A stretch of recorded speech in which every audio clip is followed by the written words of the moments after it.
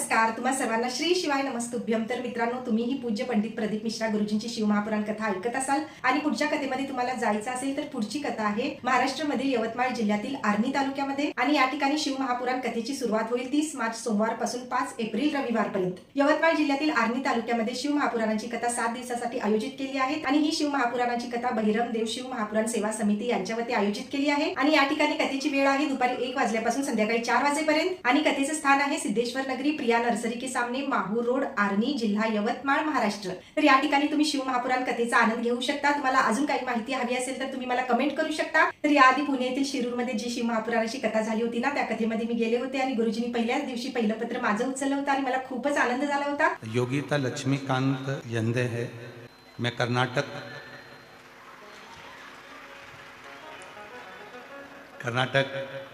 पूर्ण व्हिडिओ डिटेलमध्ये पाहण्यासाठी कमेंट बॉक्समध्ये दिलेल्या लिंकला क्लिक करा.